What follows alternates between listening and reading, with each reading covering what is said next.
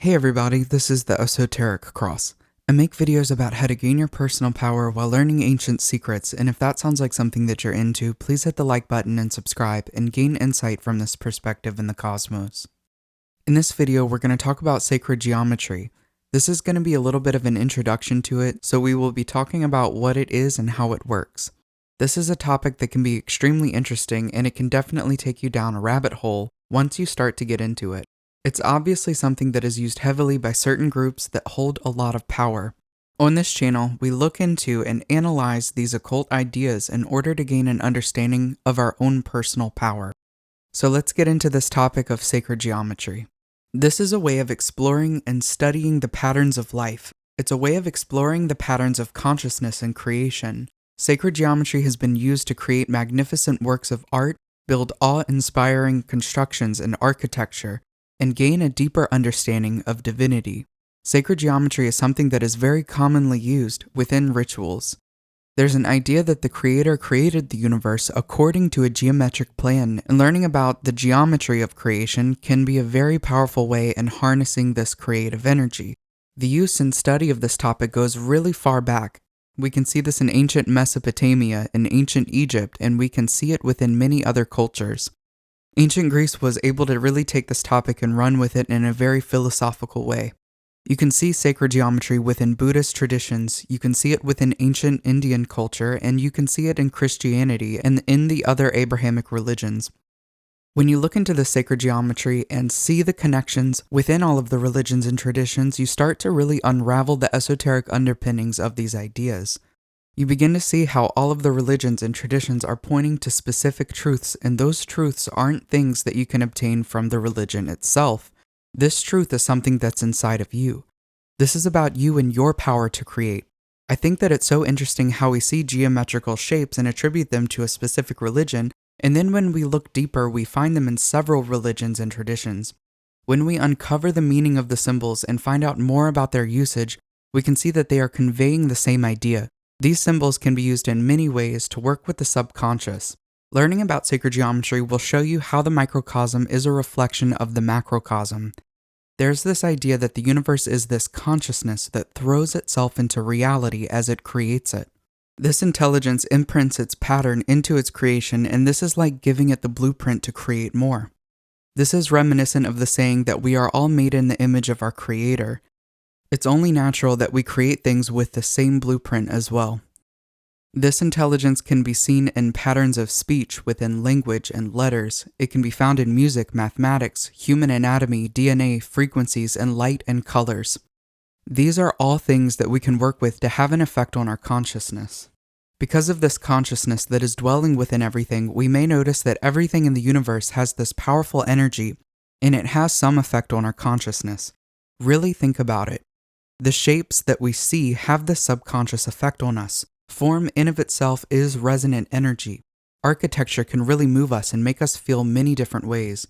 This is all lines, curves, and the intelligent placement of them. Art can move us and convey powerful ideas. It's just lines, curves, angles, and colors. But it has a resonant energy and conveys an idea that we can understand. A lot of these resonant energies can move us in a less conscious way. For example, if you've ever seen a piece of art and felt a sense of joy or even fear. But the cause of this joy or fear wasn't anything specific within the art that you can point out. This is just hitting us on an emotional level and a subconscious level. This is the power of the resonant energy of form. This is why creating sigils and talismans within Magick can be so powerful and effective. It's because we're taking an idea and marrying it with a geometric pattern that we're creating. We are blending our energy with it and charging it with an intention. It's a way of projecting our consciousness into the object. We've talked a bit about how sacred geometry contains the patterns of creation and how it has an effect on our consciousness. Let's get into some of the basic shapes and their meanings. This will hopefully help you with decoding symbolism that you see in very common places, and it can also be helpful when it comes to creating your own symbolism. Let's go over the circle. One of the most obvious things that you might see is that the circle is representing eternal energy. There is no real beginning or end. This is just repetition. It is representing cycles. The circle can represent perfection, it shows us spirit energy, and it can represent the eternal nature of the universe. The circle is also representing this spaciousness where anything can be born. So this is also a symbol of the womb. The circle grows life and it grows consciousness and spirit. Talking a little bit about the triangle, we can see that we obviously have 3 points, and if we're talking about the equilateral triangle, then each of these angles are equal to each other. It's said that the triangle is the building block of the universe. There are many things that come to mind when looking at a triangle. This can show us alchemy, creating results and transformation. You can label each angle with beginning, middle, and end, generation, order, and destruction. You can talk about Father, Son, and Holy Ghost. One of the things that I've talked a lot about on this channel is thoughts, feelings, and actions. You can label this with mind, body, and spirit. If we're talking about consciousness, then we're talking about seeing the transformation and modalities of creation. Thoughts have a huge impact on our feelings, and the feelings and thoughts will influence our actions and the way that we act. The actions create results, and all of these program the subconscious mind and influence our beliefs and self-perception. This is then internalized and has an effect on our thoughts and feelings and actions all over again. This causes change and transformation. The idea is that these 3 things need to be in balance and they need to have harmony in order to have the best results. The triangle can represent progressing in life through using that process or descending in life through using that process. Another shape that we see often is the square. This represents stability, and you can relate this to the 4 corners of a building or the 4 corners to a strong foundation. This is also a good representation of the 4 elements. The whole point of the 4 elements is supposed to be an idea that shows how spirit or consciousness manifests itself into form. This brings us to the meaning of the square, which is form. It's the symbol for the body. We use these 4 elements and the balance of them to create a strong foundation to build our life and physical reality on. The triangle shows us how we build, transform, and ascend, but the square shows us how we solidify our reality and keep building on top of that foundation. These 4 elements are earth, the physical body, air, the mental body, water, the emotional body, and fire, the spiritual body. These are the 4 aspects of our consciousness that directly affects our ability to feel stable. If we take these 3 shapes that we just had discussed, the circle, the triangle, and the square, and put them together, then we have the Philosopher's Stone. The idea or myth is that this Philosopher's Stone is related to transforming base metals into gold, or that this is some elixir of immortality. The truth is that this is about transformation, but this is about spiritual transformation. This is about the transformation of consciousness. We have the circle at the center, and this is our spiritual or eternal consciousness. Then the square, which is our foundations on which we build our transformation. The triangle is how we change the consciousness and affect the reality around us. And all of this is within another circle representing the divine spirit that we are within. The spiral is a symbol that we see a lot within nature. One of the most notable things that we might think of with this symbol is the spiral of the galaxy. We have a point at the center which spirals out something and expands. We need to talk about the Fibonacci sequence or this golden spiral. We can see this play out with the sunflowers and other plants. We can see it within fruits, pine cones, hurricanes, and of course within galaxies. I also think that this is a pattern of consciousness. This is how we truly grow and expand, which is the whole message of the symbol. In the middle, we have 1 and 1, which make 2. We add the sum of the parts with the previous number, so 1 and 2 will make 3. Again, we will add the sum with the previous number, so 2 and 3 will make 5. Then 3 and 5 will make 8.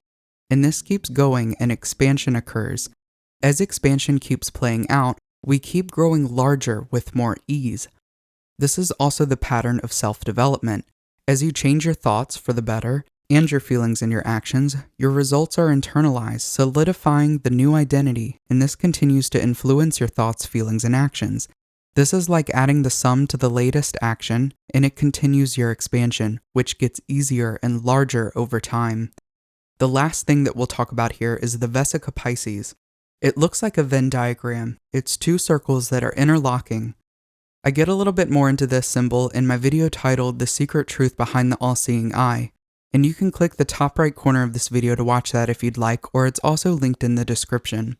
The idea is that the circle is representing spirit or consciousness, and this consciousness replicates itself. It's that idea that consciousness creates reality and throws itself into it. The place in the middle is where this divine union exists. It's the place where the creator and the creation are one and the same. The place in the middle is the vesica Piscis, and you can see the symbol in a lot of places within art, architecture, and around famous monuments. This is about the awareness that's behind all things, the substance that connects all and where this illumination happens. This is why it's associated with the all-seeing eye. It can also resemble female anatomy, which is representing the birth or the coming into being of something, and of course, solidifying the idea that for the moment the creator and the creation are still one. It is in this space that something can actually come forth into being. We have talked a lot about some basic shapes within sacred geometry, and there's still so much more to talk about. There will be more videos on this topic on this channel in the future. There are some ways that we can observe sacred geometry, whether this is in nature, architecture, art, or in other places, and there are many ways that we can actually use these ideas for improving our lives or use them within ceremonial magic. Shapes and geometry are commonly used within rituals in a ceremonial way, and this is because they can have such a profound impact on our consciousness.